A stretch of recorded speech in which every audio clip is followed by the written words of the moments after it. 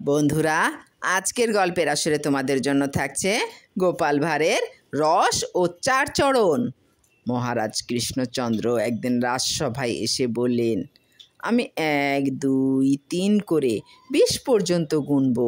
এর মধ্যে কে পারেন দিন দেখি মুখে মুখে একটা কবিতা বানিয়ে শুনিয়ে, যাতে আগা গোড়া রস থাকবে, 4টে চরণও থাকবে, আর অর্থেরও অভাব হবে না।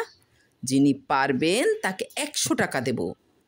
এতটুকু সময়ের মধ্যে কবিতা বানিয়ে শোনানো কার সাধ্যি?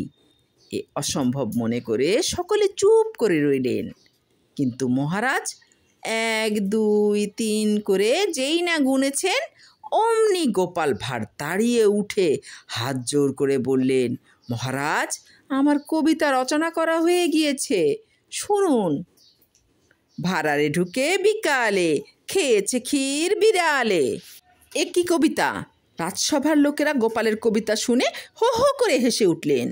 মহারাজ কৃষ্ণচন্দ্র বললেন, এ কেমন কবিতা হলো গোপাল? এতে রস কই? চরণ 4টেই বা কই? তার ওপরে অর্থই বা কই? গোপাল বলল, হুজুর, আপনি যে রকম কবিতা চেয়েছেন এতে তো কিছুরই অভাব নেই। প্রথমে এই ধরুন রসের কথা। আপনি বলেছেন কবিতার আগাগোড়া রস থাকা চাই। সে রস ক্ষীরের চেয়ে বেশি আছে কিসে?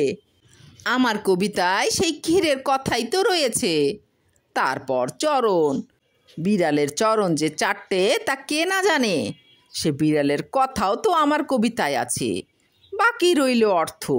মহারাজ, সে অর্থ তো আপনি নিজেই জোগাবেন বলেছেন।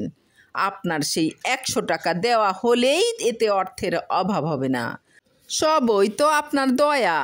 গোপালের কবিতার ব্যাখ্যা শুনে মহারাজ কৃষ্ণচন্দ্র হাসতে হাসতে তাকে 100 টাকা দেওয়ার হুকুম দিলেন।